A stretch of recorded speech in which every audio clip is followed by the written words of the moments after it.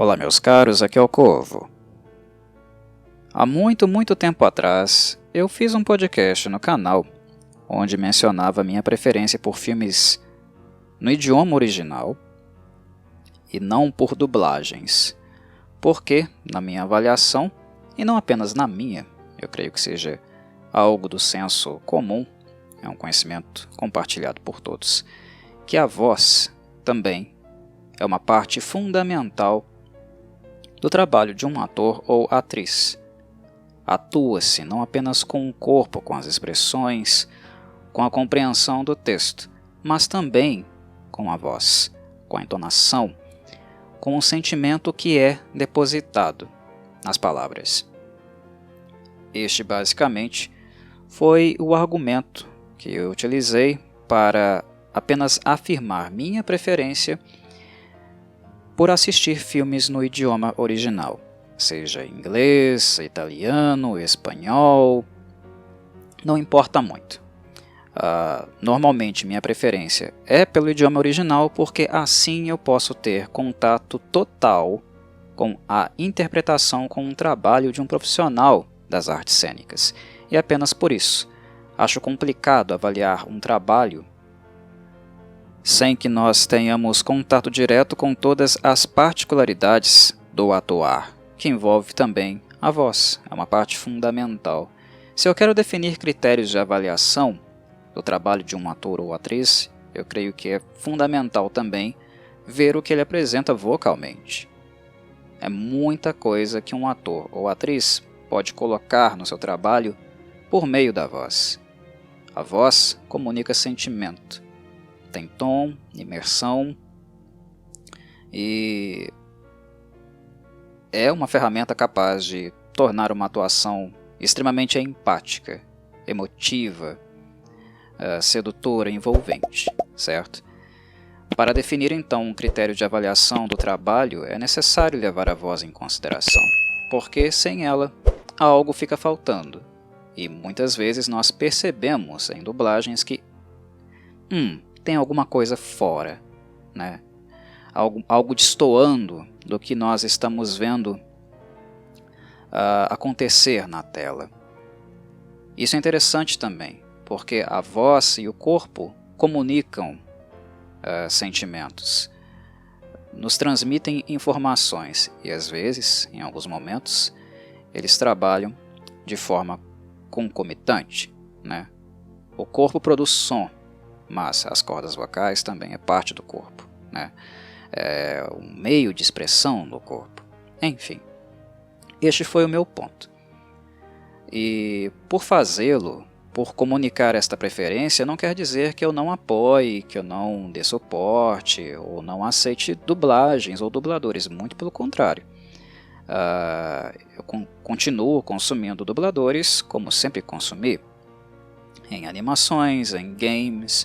Eu apenas optei por não mais consultar filmes dublados por querer olhar mais de perto o trabalho dos atores e atrizes, dos artistas cênicos, e apenas por isso. Mas dublar também é atuar. E quem trabalha apenas com a voz também é um ator de voz. Também está interpretando. E esta é uma profissão tão legítima como aqueles que estão expostos em cena, né? Atuando também com o corpo. É tão válida quanto. Não é um desmerecimento, é apenas um critério que eu estabeleço para avaliar os filmes que vejo, e apenas isso. Mas, como todos vocês, eu cresci escutando, ouvindo dubladores, e tenho especial carinho por muitos deles, inclusive nacionais, ok? O podcast de hoje vai numa direção diferente do antigo que eu fiz, falando de filmes legendados, dublados e todo o processo, né, que eu fiz uma síntese aqui na introdução. É bem diferente. Eu não estarei falando de um processo de dublagem que envolve, né, adaptar um filme de língua estrangeira para o nosso idioma. Um filme americano dublado e assim pessoas, né, ouvintes de língua portuguesa, poderem verificá-lo sem a necessidade de ler. Não estou falando disso. Não estou falando de um processo de tradução. Aqui eu estou falando de filmes de língua estrangeira, filmes, por exemplo, americanos ou italianos, que receberam dublagem para o mesmo idioma. Ou seja, a fulana ciclana está lá atuando, fez todo o trabalho cênico, né, inclusive com a sua voz, mas um produtor ou diretor não gostou da voz e decidiu, vou contratar uma profissional de voz, né, cujo tom, timbre me agrade mais e vou substituir fulano ou ciclano, fulana ou ciclana, porque eu prefiro. É esse o ponto que eu quero discutir hoje, inclusive levando essa reflexão para o ponto de vista ético, porque muitas coisas já foram feitas em cinema, continuam sendo feitas, as quais eu não acho, de forma alguma, uma conduta ética. Eu não caracterizo isso com nada parecido com ética. Até porque muitos dos atores e atrizes que foram lesados no passado não foram informados que isso ia acontecer. Não estava no contrato. Olha aqui, eu vou te contratar apenas para que você apareça nas minhas cenas, que você atue corporalmente. O que me interessa é a sua imagem, o fato de você ser bonita, né, ou um ator imponente. A sua voz não me interessa, eu não gosto da sua voz. Isso não foi dito, isso não era comunicado. Então, muitos profissionais fizeram seus trabalhos, atuaram normalmente, nada foi comunicado a eles, e no futuro, na estreia, quando eles foram ao cinema verificar o produto final do seu esforço, eles tiveram uma surpresa extremamente desagradável. Ver a si mesmos em tela com a voz de outra pessoa. O que, claro, deixou muitos deles fulos de raiva, porque é deselegante, é antiético, principalmente se isso não foi acordado. Em muitos casos, se isso fosse colocado às claras, provavelmente alguns deles iriam se recusar a fazer tais papéis. Não todos, né? Porque alguns, como iniciantes, estavam ali esperando a sua oportunidade, né? Sua primeira oportunidade de se inserir no mercado. Mas alguns mais consagrados, que passaram por isso talvez, pensassem duas vezes sobre a participação na obra, né? Caso isso tivesse sido comunicado. E, portanto, também podemos pensar que o fato de não comunicar é algo que envolve também um pouco de má fé, porque às vezes o diretor ou produtores da obra querem aquele ator e atriz porque está em alta, ou porque tem um apelo muito forte com um público X, né? Com um tipo de demografia, o gênero cinematográfico, quer a sua imagem, mas não necessariamente quer a sua voz, né? No passado, isso era comum. Quando nós pensamos em anos 50, 60, 70 do cinema, ou até mesmo ali, em alguns casos nos anos 80, isso acontecendo, não era assim tão surpreendente. Mas, diferente de hoje, do cenário atual, também no passado era muito mais difícil ter acesso à informação, acesso para que soubéssemos que isso de fato aconteceu. Muitas pessoas assistiram filmes de um determinado ator e atriz, o viram em cena e não acharam estranho, ou não perceberam que a voz havia mudado. Pessoas são surdas, pessoas são muito desatentas, e quando não se presta atenção, não se analisa, digamos, se dá o trabalho, né, de estudar, realmente mergulhar na obra de um ator ou atriz específico, é muito normal que as pessoas não percebam que a voz de fulano ou ciclana mudou. Hoje eles são hiperexpostos, eles estão em evidência o tempo inteiro, eles dão muitas entrevistas, o acesso a elas é possível pelo YouTube, há vários canais, veículos diferentes, o que no passado não era tão simples assim, né? As entrevistas saíam em revistas, jornais, as matérias eram escritas, então além da sua voz sendo captada por microfones e expostas nos filmes, a maior parte do público não tinha acesso, né, ao linguajar, ao timbre de várias pessoas, né, vários profissionais no passado. Era uma coisa que também ajudava a driblar, né, a camuflar esse tipo de conduta cinematográfica de muitos estúdios, produtores e diretores. Hoje, isso já é mais perceptível, e quando os cinéfilos são realmente apreciadores de um ator ou atriz, eles vão perceber que a voz mudou. No passado, isso não necessariamente ocorria. Tem isso também, certo? E por saber disso, né, sabendo disso, muitos produtores faziam aí essa manobra, né, de usar a imagem de um ator ou atriz, porque eles eram bonitos, atraentes, elegantes ou estavam em alta, mas não gostando de suas vozes ou achando que seus timbres, sotaques não eram compatíveis com uma produção, por exemplo, né, um ator grande ou atriz grande britânica em um filme americano. Vamos perceber o sotaque, né, a diferença do sotaque, certo? Alguns diretores e produtores, sendo mais minuciosos, metódicos, chatos, vamos falar o português claro, chatos, não quero seu sotaque aqui, seu sotaque não me agrada, substituíam essas vozes por vozes de, né, atrizes ou atores de voz, às vezes, americanos. E isso nem sempre era dito, o que surpreendia, né, negativamente os envolvidos. E claro, deixavam as pessoas envolvidas com a sensação de terem sido traídas, né? Recebiam uma facada nas costas. Esse não é o meu trabalho. Eu atuei, eu me entreguei, eu falei com o público, eu falei, contracenei com quem estava no set comigo. E isso vocês tiraram de mim. Eu não gosto, pessoalmente eu não gosto, eu acho desprezível esse tipo de conduta, mesmo que justificada por termos técnicos. É um ator britânico no meio de americanos, o sotaque é muito diferente. Não importa, é o trabalho da pessoa. Entendeu? Ela está se entregando ali, ela está trabalhando ali. Se isso é acordado no contrato, vamos usar sua imagem, mas não vamos usar sua voz, ok.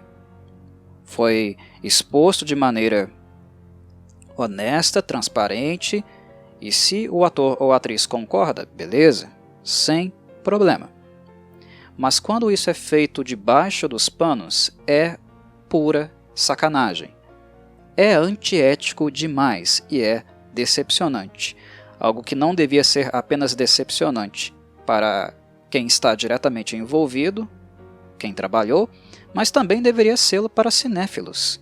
Cinéfilos que abordam o cinema não apenas como entretenimento, mas como uma forma de arte, a qual merece ser pensada, refletida, discutida, né, inclusive em termos éticos. A mim desagrada demais, desagrada extremamente. E como eu já havia falado sobre dublagens anteriormente, me lembrei desse aspecto, né, que era muito comum em filmes antigos, e cheguei à conclusão que era assertivo, né, falar um pouco sobre isso aqui no canal também. Enfim, a seguir, eu vou relembrá-los de alguns casos, né, casos famosos onde isso aconteceu e algumas das razões envolvidas. É claro que não vou citar cada caso, né, que aconteceu, redublagens no mesmo idioma, e se vocês quiserem se sentirem compelidos a fazer isso, podem relembrar outros que eu não citarei aqui aí nos comentários, né? Ficarei inclusive agradecido por isso, porque me lembro de alguns, né, mais famosos, mas não me lembro de todos. Naturalmente não vou me lembrar de todos, mas vou citar aqui alguns que vocês certamente devem conhecer, e quem não conhece eu acho que ficará um pouco surpreso e até mesmo satisfeito por ter acesso finalmente a essa informação, porque faz diferença. E algumas obras, como são clássicas, né, descobrir isso, eu imagino que seja uma informação muito relevante para aqueles que cultuam, têm um carinho especial pelas obras em questão. Vamos lá? Um primeiro caso emblemático que acho que muitas pessoas devem conhecer, em virtude do tamanho da franquia, né, da paixão, devoção que ela atrai, é certamente o de David Prowse, que interpretou Darth Vader. O que nós assistimos é David vestindo o traje do mais emblemático Sith. Mas o que nós ouvimos não é a sua voz, é a voz de James Earl Jones. E convenhamos, o sotaque de James Earl Jones, o timbre dele, o tom de voz, é maravilhoso. Faz diferença, mesmo que o personagem esteja atrás daquela máscara, né? E haja uma sensação, né, mecânica de aparelho respiratório que, obviamente, combina com ele. O Darth Vader utiliza uma instrumentália para poder respirar, e isso é de conhecimento do público. Mas ainda assim o timbre é muito importante, ele se sobressai, né? A textura da voz do Vader é muito importante para o personagem como um todo. E a voz é do James Earl Jones, e não do David Prowse. Prowse era um cara grande, né? Ele era um fisiculturista, malhava. E a imponência do personagem muito se deve a isso também, né? Inclusive, a imponência do traje também reflete um pouco da massa muscular, do tamanho do David. Mas a voz é do James Earl Jones. Eu amo ambos os trabalhos, mas sempre quando o assunto é Darth Vader, é necessário colocar um parêntese em virtude da decisão dos produtores, porque Vader, em virtude da decisão, passou a não ser fruto de apenas um ator, mais dois, já que o James Earl Jones também atuava não apenas com a voz, mas sua voz era emblemática. Mas Darth Vader é David Prowse e James Earl Jones, em virtude dessa decisão. Ele é resultante da combinação do trabalho de ambos, né? É algo que deu muito certo, foi uma decisão que talvez muitas pessoas vão bater o martelo, né, e dizer, não, foi a decisão correta. Olha como o Vader ficou lendário, olha como a voz dele é marcante. E a presença dele também, né, a presença do David, também agrega muito ao que o personagem se tornou. Para ser Vader é necessário dois grandes atores, dois excelentes atores, e não apenas um. Concordo, né? Eu penso que parte da aura, né, da resultante fenomenal do Vader também seja em virtude disso. Mas a minha discussão é ética. É ético fazer isso? É ético, né, não avisar um ator que ele terá sua voz substituída, né? E além disso, nós temos também como acessar as gravações originais, né, as atuações originais, comparar o trabalho do David Prowse com o do James Earl Jones, né, suas vozes, para chegar num consenso. Eu gostaria de ter acesso a isso, nunca tive, certo? Para chegar a um denominador comum. Não acho que a substituição da voz dele pela do James Earl Jones tenha sido ruim, como falei, é magnífica a voz do Earl Jones, inclusive o personagem, né, está sempre embaixo de uma máscara, o que ajuda algumas pessoas a relativizar esse caso em questão, mas enfim, é deselegante. E pelo que eu sei, o David Prowse não sabia que isso iria acontecer, né? Então fica aí o meu parênteses para este caso em questão. Arnold Schwarzenegger. Esse aqui não poderia estar fora de uma discussão como esta, certo? Schwarzenegger ele foi introduzido ao cinema, obviamente sem saber falar muito o idioma inglês. Ele era um atleta, um fisiculturista, e não conhecia muito o idioma, né? Ele é austríaco, meus caros. Para quem não sabe, ele é austríaco. E durante a vida inteira, mesmo morando nos Estados Unidos, mesmo entrando em contato com a língua, vocês podem perceber que o Schwarzenegger fala com um acento, né, germânico bem carregado, né? Ele fala com um sotaque muito característico. O inglês dele sempre foi quebrado, ele nunca foi perfeito.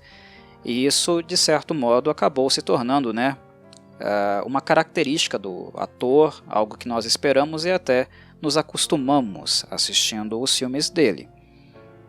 Mas, inicialmente, o fato de não ter muita facilidade com o idioma inglês e a presença forte do acento austríaco, né, germânico, levou diretores, né, produtores a fazer uma substituição no filme Hércules em New York. Então, este é o exemplar do cinema onde vocês vão ver o Arnold, que não era ator, certo? Ele estava mais para um stunt, né, um atleta, do que ator. Ele não atuava. Arnold não é um grande ator, né, falando cenicamente, mas a força física, né, a presença dele, os músculos dele, era aquilo o que o cinema, né, os produtores e diretores desejavam.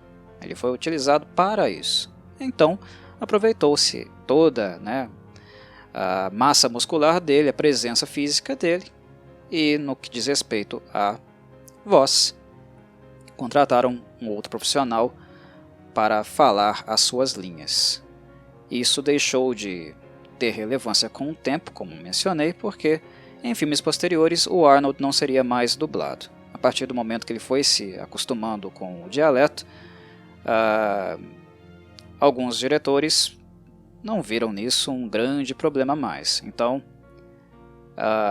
Get to the Chopper, por exemplo, lá no Predator, passou a ser algo muito comum, né, ver esse acento carregado, ouvir no caso, né, esse acento carregado do Arnold. O que nos leva a pensar, né, será que era realmente necessário substituir toda a voz dele em Hércules em New York, lá atrás? Talvez sim, talvez não. O que de fato nós sabemos é que o inglês dele era mais quebrado do que nos anos 80 permaneceu, mas melhorou um pouquinho, e do que hoje ele é.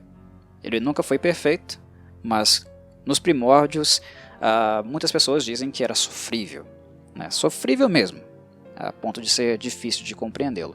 Então talvez a justificativa aqui seja plausível e coerente, mas não dá para saber sem entrar em contato com aquele Arnold, né, da época em questão.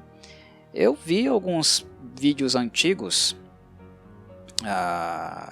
do Arnie e, pelo que escutei, eu acho que era razoável manter a sua voz e seu acento. Eu acho que não seria um grande problema, a não ser que nós fôssemos extremamente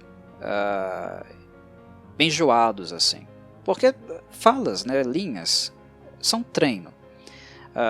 Para atores não nativos, atores que estão tentando atingir um sotaque diferente, né, um acento diferente que não é o seu natural, é interpretação, certo?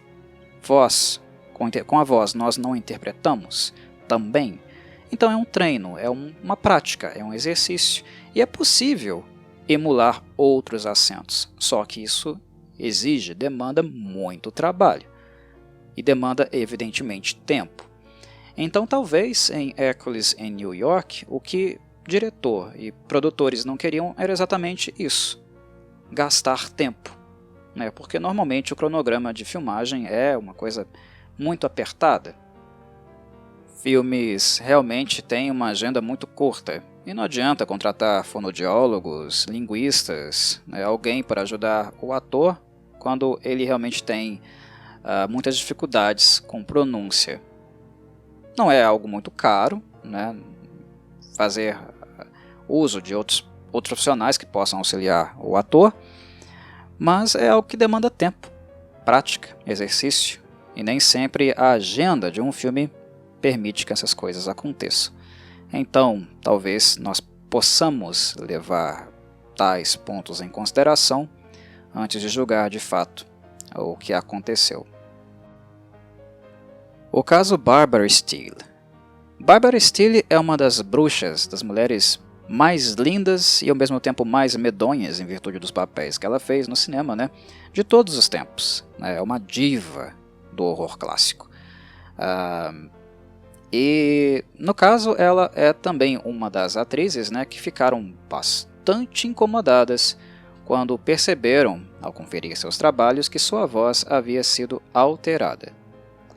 Não é legal, definitivamente não é legal e isso a incomodou bastante. O caso mais emblemático dela, o mais conhecido, que mais a deixou insatisfeita foi, sem dúvida, no filme The Pit and the Pendulum, né? O filme foi produzido pela Alta Vista Productions e distribuído pela American International Pictures, ou seja, ele visava o mercado americano. Mas, dito isso, muitos filmes americanos clássicos contavam com atores e atrizes britânicos, porque a escola britânica de atuação sempre foi renomada, majestosa. Muitos atores e atrizes históricos maravilhosos surgiram da e na escola britânica, certo? E até hoje eu considero que, em termos cênicos, os britânicos ganham de lavada dos americanos. Antigamente, essa diferença de qualidade era ainda mais perceptível, o que levava muitos atores e atrizes, né, da escola britânica a serem convidados para produções americanas. Só que os americanos, estúdios, né, diretores e produtores, faziam filmes para o seu público-alvo, que era o americano. Se o filme seria distribuído em escala mundial, outras pessoas os veriam, era outra história. Mas o público-alvo inicial dos estúdios era os Estados Unidos, era o povo americano. E muitos produtores e diretores tinham problema com isso, em relação ao sotaque britânico. Não se encaixa aqui, não soa natural para o meu público, o meu público-alvo. Eles vão achar estranho esse seu sotaque, essa sua voz. E isso levava a esses profissionais a substituírem as vozes dos atores e atrizes britânicos em algumas ocasiões. Até figuras como Christopher Lee, olha só, Christopher Lee, foram dublados em alguns momentos, né? Isso é ultrajante. Quando nós pensamos, imaginamos na qualidade da voz, na pronúncia clara, classuda, né? Educada, né? Refinada do inglês e das qualidades cênicas de um ator como Christopher Lee. Mas até com ele aconteceu. E também aconteceu com uma das rainhas, né, divas do horror, que foi a lindíssima Barbara Steele. Eu creio que esse caso de The Pit and the Pendulum é o mais emblemático,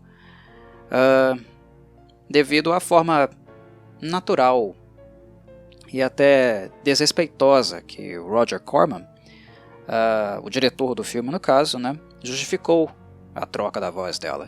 Ele disse que a voz de Bárbara não se encaixava com o resto do elenco. Como assim não se encaixava? Vozes se encaixam para pessoas coexistirem em um set, em cenas, é necessário que suas vozes sejam compatíveis? Que papo é esse? Que justificativa de merda é essa? Né? Mas foi o que o Roger Corman disse, o que é de tremendo mau gosto, extremamente desrespeitoso e, para mim, né, repugnante também. Como vocês bem sabem, os Estados Unidos não foram o único país a ser colonizado pelos britânicos. E no que diz respeito à sétima arte, um outro país muito importante no cenário global de língua inglesa é certamente a Austrália. Muitas pessoas acreditam que Mad Max seja uma franquia americana.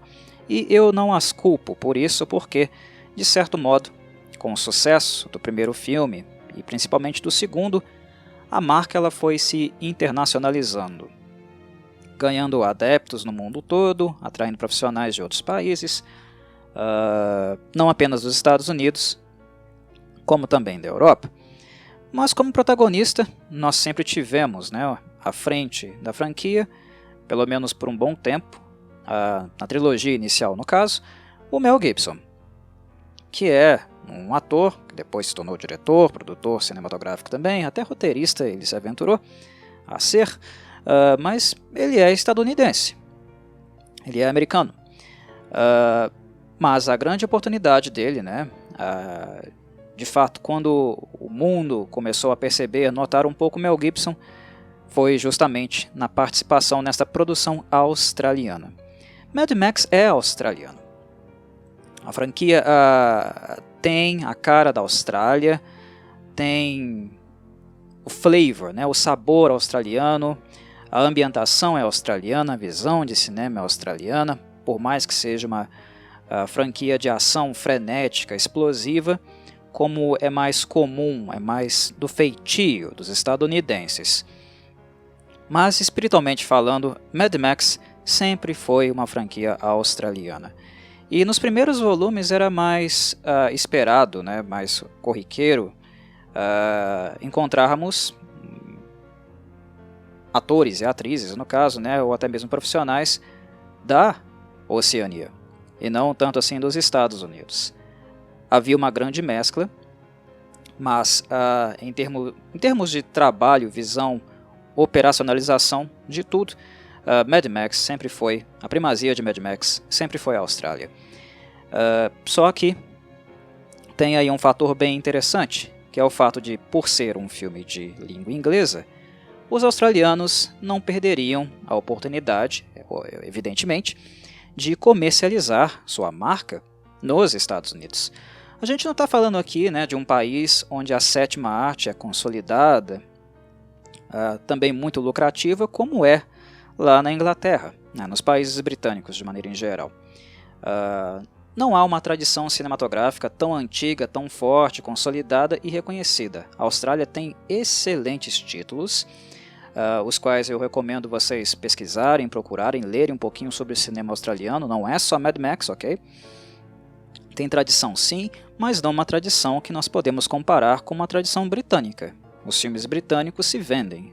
Há escolas, né, de artes cênicas de atuação na Inglaterra que são, né, a menina dos olhos de todo mundo. Muita gente quer estudar e aprender a atuar lá.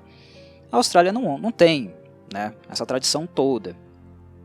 É um país muito distante dos grandes centros cinematográficos. Está lá, isolado, né, na parte oriental do globo. Está lá na Oceania. Então o mercado americano sempre foi uma estratégia de venda, de marketing dos australianos.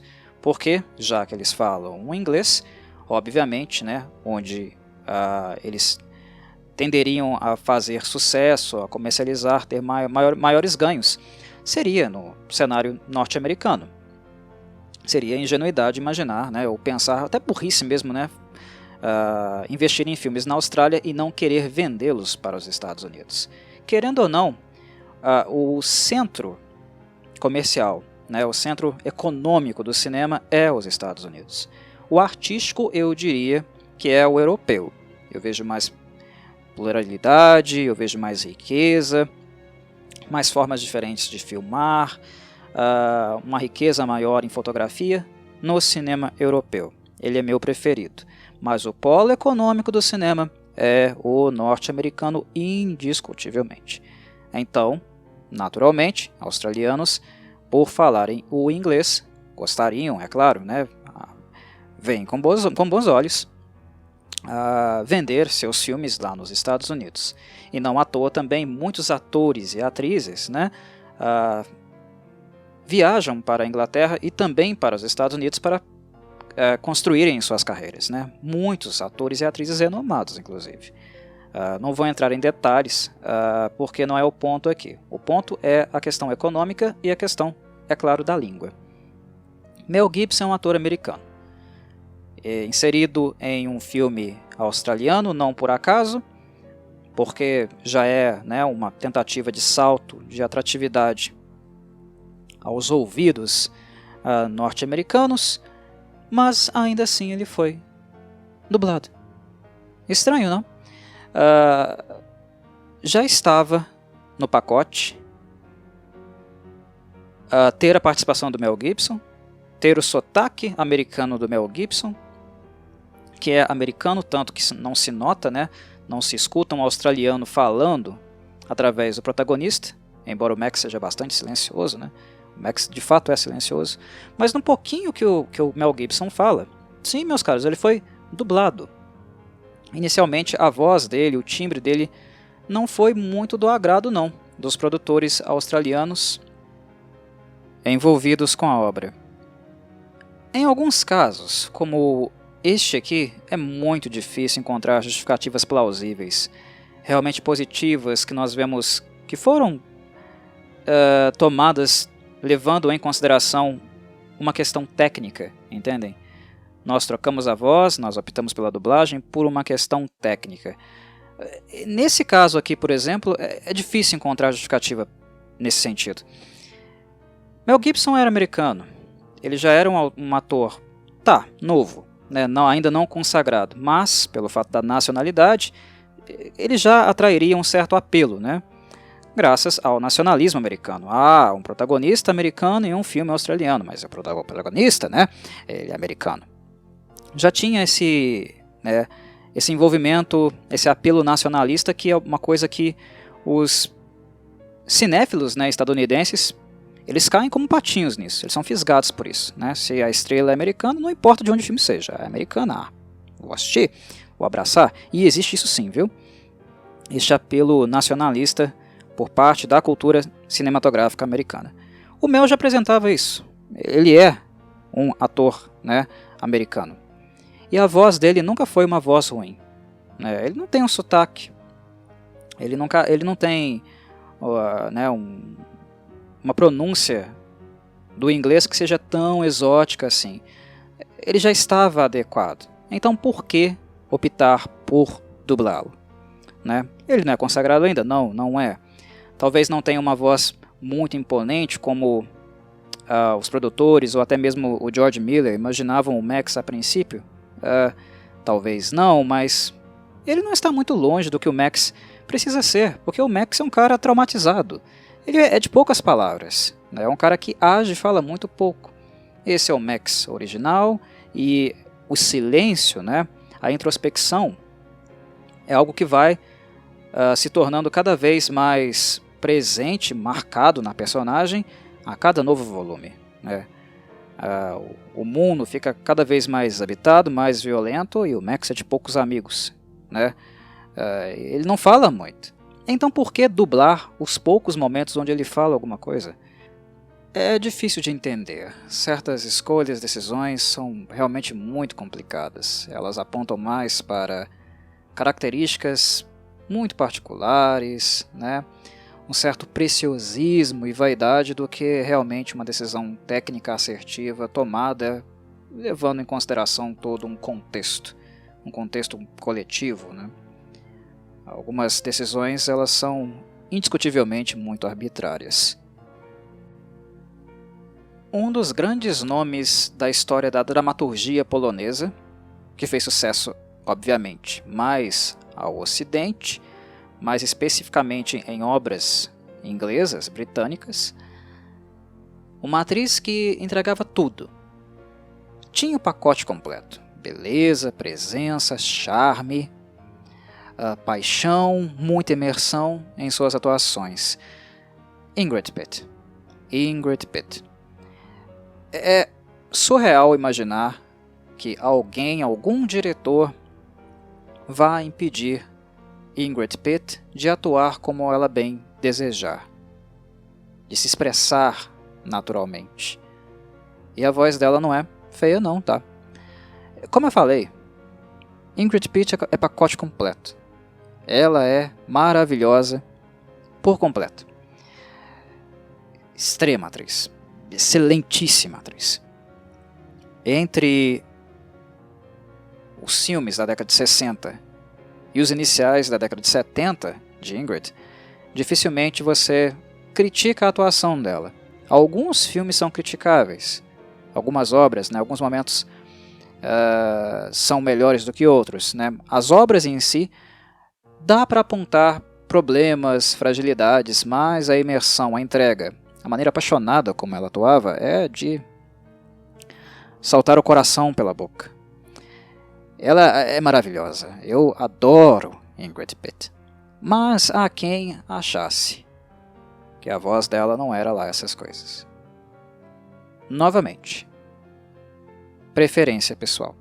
Não gosto da sua voz. Você é linda, quero explorar a sua imagem, mas sua voz como atriz, e claro, a paixão da sua voz, aquilo que carrega a sua voz, para mim não interessa. Vou substituir sua voz quando achar que isso é necessário. Foi o que aconteceu, por exemplo, em The Vampire Lovers. Algo que foi feito com ela parcialmente. Existe voz de Ingrid naquele filme, como também não existe voz de Ingrid. Há mudanças pequenas, mas existe.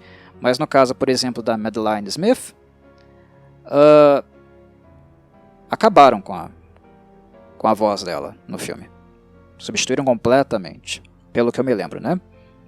The Vampire Lovers, o filme da Hammer sobre a Camila de Karstein. Mas o filme onde a Ingrid, de fato, é mais atacada, né, mais impedida de se expressar vocalmente, é, sem dúvida, Countess Drácula. É um filme clássico, né, da Bathory, Elizabeth Bathory, uma adaptação da história dela, né, uma imaginação da história da Condessa de Sangue. E entre aqueles onde Ingrid Pitt foi mais assaltada, mais impedida de se expressar, mostrar para o mundo, para o cinema inglês, para os Estados Unidos a sua voz, esse é o filme que mais causou danos a ela. E claro, ela não gostou.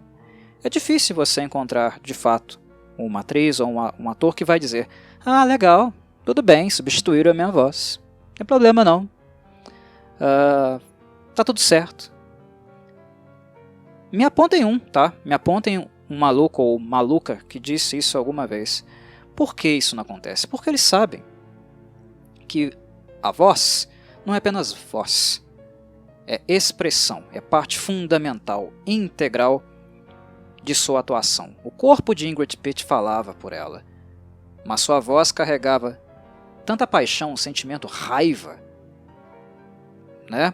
Era tão passional as suas atuações que é como retirar a alma, o espírito da representação que ela fazia.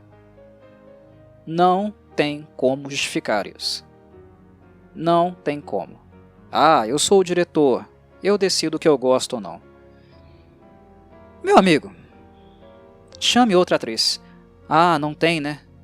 Porque a melhor é a Ingrid Pitt. É por isso que ela está no filme. Só que nela a voz não lhe agrada. Sério? Eu não consigo defender. Não consigo. Me desculpem. Não consigo defender. Eu acho a retirada da voz de um ator ou atriz uma coisa muito, muito desrespeitosa. E foi exatamente o que aconteceu com Countess Drácula. Um filme da Hammer que eu gosto bastante. Gosto mesmo.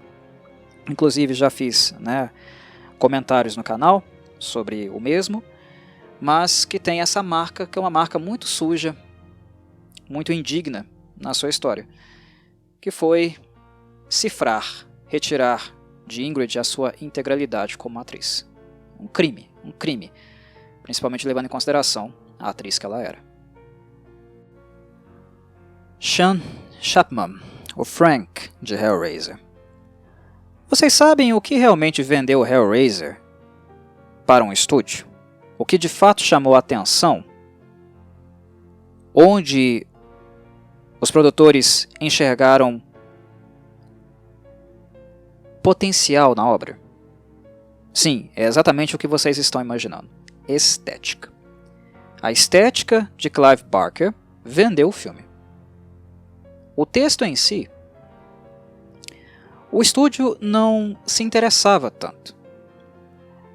The Hellbound Heart, a história que foi adaptada, foi reescrita para o filme. O próprio Clive Barker fez isso, né? Ele fez algumas modificações. A história é maravilhosa. Leiam, se vocês nunca o fizeram. O livro, tá? A história original, The Hellbound Heart. Ela é excelente, maravilhosa. Uma obra muito importante para o horror. E muito também importante no sentido de aproximar os leitores da estética barkiana, né? Para aqueles que não tinham tido contato, né, com os livros de sangue e contos anteriores dele. É muito importante The Hellbound Heart. Mas o que vendeu não foi a história, que está mais para um drama, né, um horror drama, do que uma coisa apenas sanguinolenta, splasher, ou algo nesse sentido. Hellraiser é brutal, repugnante, nojento, né, extremo, mas ao mesmo tempo refinado do ponto de vista da dramaturgia. O texto era forte, mas o que vendeu Hellraiser não foi o drama, por incrível que pareça, foi a estética. A estética era muito diferente. Quando o Barker apresentou seus primeiros desenhos, aquilo que ele gostaria de fazer foi o que fez de fato saltar os olhos de quem investiria no filme. Isso aqui é diferente. Isso aqui me traz outras coisas às quais eu não estou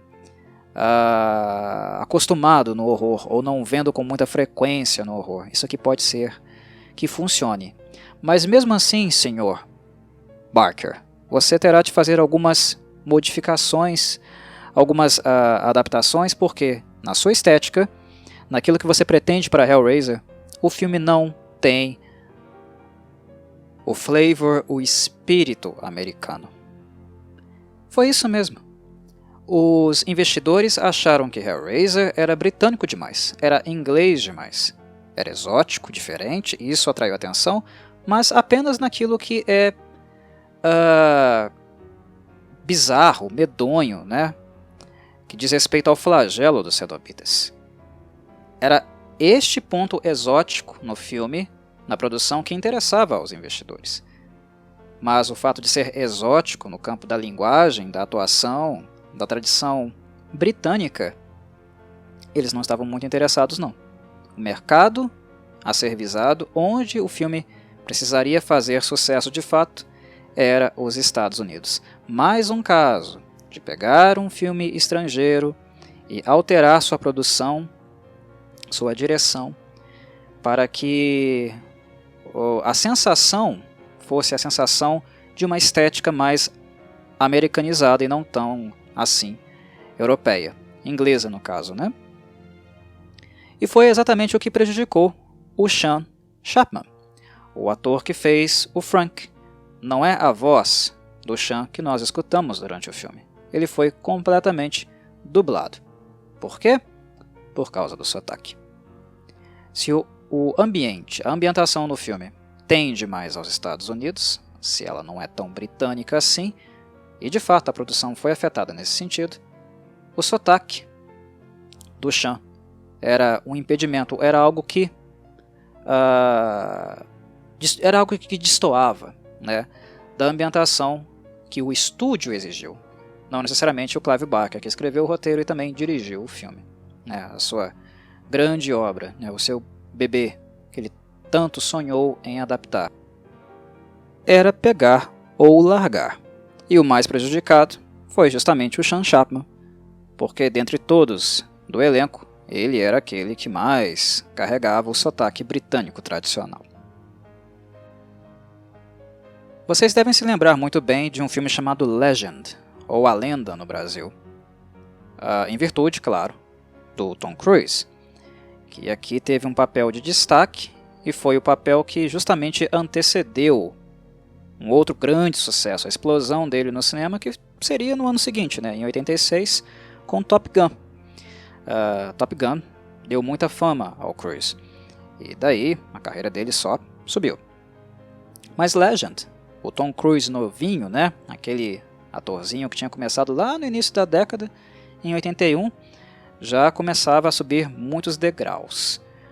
Legend ficou muito marcado em virtude da participação dele, né, do destaque que ele teve, também em virtude do antagonista, cuja estética, características físicas são muito marcantes, muito intimidadoras, né, para várias pessoas religiosas do Ocidente principalmente. Quem viu sabe do que eu estou falando. Mas, além deles, claro, o Ronnie Ford Gump, um elfinho interpretado pelo David Bennett, um ator jovem, no caso, né, mirim na época, de dupla nacionalidade. Ele era alemão, parte suíço. E aí que reside novamente a questão no sotaque. O sotaque novamente entra em cena e se torna o impedimento para a voz real de um ator ou atriz. Ele era suíço, nascido na Suíça, mas suíço tem sotaque. Se fala inglês na Suíça, mas suíços também têm sotaque. E esse pequeno traço, para alguns produtores e diretores, são suficientes para causar atritos, desgostos, né? Enfim, para tolherem a atuação de um iniciante, como o David Bennett era na época. Um pecado com o moleque, né? Mas foi exatamente o que fizeram. Não, você tem sotaque, sua voz não é adequada, a gente quer outra pessoa aqui para fazer a voz do personagem. Mas pode ficar aí, pode atuar, pode ser o elfinho, pode ser o Ronnie Ford Gump, sem problema. Só que no caso dele, neste caso em particular, existe uma peculiaridade. E é justamente a peculiaridade que justifica a minha escolha de mencioná-lo aqui. É que no caso do David Bennett, ele foi dublado não por um ator, mas sim por uma atriz, chamada Alice Playten. Ou seja, ele é um menininho que naturalmente não tem um grave desenvolvido por causa da idade, mas mesmo assim, mesmo ele sendo pequeno e com uma voz que tende ao agudo, diretor e produtores decidiram colocar uma atriz para fazer a voz dele. Uma atriz, no caso, que, claro, vai ter uma voz feminina. E isso também é um aspecto, uma motivação, às vezes uma decisão tomada em termos de dublagem, porque dependendo da estética do personagem, das suas características físicas, daquilo que do conceito que quer ser transmitido, atores muito masculinos, falando agora de adultos, tá? Não do caso do David Bennett mais, mas de atores adultos, né? Atores muito expressivos, com vozes cavernosas, né? Com um grave forte, não vão agradar se a ideia do personagem é ter uma voz mais suave, mais agradável, mais leve, que tende mais ao agudo, né? Então não é incomum encontrarmos, por exemplo, mulheres dublando personagens masculinos, mas que têm essa voz mais levinha, né? Essa voz mais aguda. A minha motivação no caso aqui era essa: relembrar o Ronnie Ford Gump por causa disso, para mostrar que dublagens nem sempre também são feitas por pessoas do mesmo gênero. Um caso clássico e que algumas pessoas não sabem, por exemplo, no campo dos animes, das animações, é o caso do Goku. O Goku de Dragon Ball. Dragon Ball Z, né, do Akira Toriyama. Goku é dublado por uma mulher. É um personagem masculino que, né, encarna todos os estereótipos do másculo forte, poderoso, combativo, truculento, né, meio abobalhado, coisa que o Goku é, né, um pouco brincalhão, um personagem também que se insere no campo do humor, mas a voz dele é suave, uma voz infantil, né, de uma mente que não amadureceu muito. O Goku é gigante, poderosíssimo, né, o grande Saiyajin, mas ele é um menino de espírito, né, e essa meninez, essa falta de tônus, né, esse espírito mais maduro não é compatível com a essência dele. Mas no caso do Gump aqui, de fato, né, o David Bennett era uma criança, então o grave não era um problema. O problema é o sotaque. Ele carregava um sotaque levemente alemão. Tinha, né, um acento marcante suficiente para incomodar direção e produtores. No caso aqui, o diretor, o Ridley Scott. Então, para a versão americana, a Alice Playten, Blix, acabou redublando o personagem, né? Claro, com outra entonação, só que para a versão alemã do filme, a voz do David foi mantida, porque culturalmente, linguisticamente, ela estava adequada para aquele nicho cultural, para aquele povo em questão. Curioso, né? Mas acontece bastante. De qualquer modo, o exemplo dele é interessante para vocês perceberem como, às vezes, uma dublagem, né, uma recolocação de voz, é algo que pode fazer com que o personagem não soe assim tão orgânico. É aquilo que eu falava na introdução sobre corpo e voz estarem, de certa forma, desincronizados. Não o tempo, né, mas a expressão. A expressão não indica o que a voz indica, o que o tônus indica. Eu acho que nos filmes da Ingrid Pitt, lá em Countess Drácula, por exemplo, isso é muito evidente. Porque no passado não havia realmente tecnologia suficiente para fazer, né, uma emparelhagem, uma adequação tonal, coisas do tipo, edições, né, de áudio. Os filmes clássicos sofrem com redublagens, muito. Corpo e voz não dialogam. Mas ainda aqui, na década de 80, na versão americana, nota-se algo estranho, né? Entre corpo e voz, no caso aqui do David Bennett. Se vocês tiverem curiosidade, assistam ambas versões, alemã e americana algum dia. Legendem em alemã, assistam e percebam a diferença. Ela é muito marcante. É algo até mesmo pedagógico, eu diria. Educacional, comparar as versões e perceber o quanto voz comunica-se juntamente com o corpo. Por fim, meu último exemplo é nada mais nada menos do que Viggo the Carpathian, interpretado por Wilhelm von Homburg, lá do filme Caça-Fantasmas 2, Ghostbusters 2. Aqui temos um clássico exemplo, né, de que imagem é o foco da contratação, não necessariamente voz. O Wilhelm é um sujeito, vamos combinar, feio pra caramba. O que intimida na imagem, expressão do Viggo é a feiura do Wilhelm, com todo respeito, meu caro. E a contratação dele foi exclusivamente por esse motivo. Ele é intimidador porque ele é muito feio. É muito feio, né? E levando o ator também para aquela estética fantasmagórica, distorcida, algo que nós vemos no filme, né? Ele vira um monstro medonho.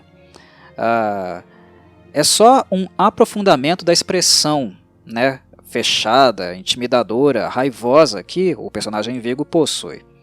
Só que a voz do Wilhelm não condiz com isso. A expressão vocal dele não era tão compatível com a sua imagem ou aquilo que se esperava, né, que fosse o tônus, fosse a vocalização do personagem em si. Então, para ter acesso a um grave que fosse mais profundo, mais cavernoso, eles contrataram outra pessoa. E aqui não um ator que trabalhava com voz, mas sim também atuava, né?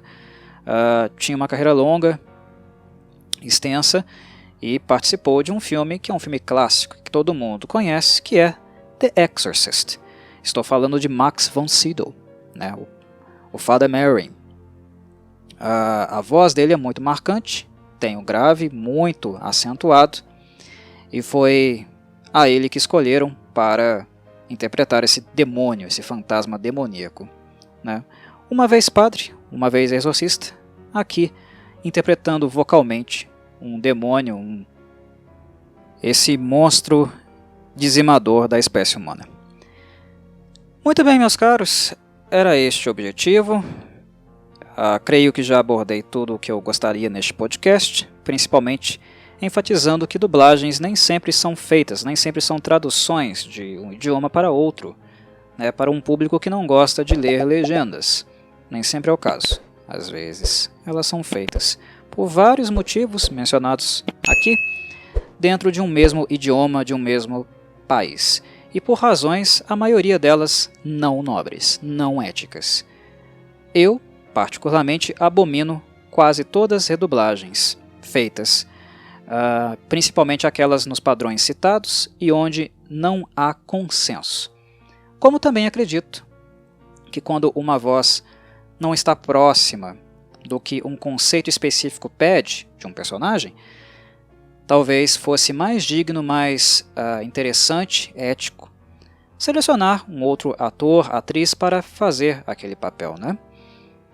Muita gente querendo trabalhar, esperando uma oportunidade, que não tem grandes empresários, mas que, dependendo do conceito, da proposta, seria muito capaz, competente para fazer aquilo que se espera. Mas vocês sabem, né, como o cinema é. Às vezes a imagem, né, a popularidade de um ator e atriz determina os papéis que os mesmos irão ganhar.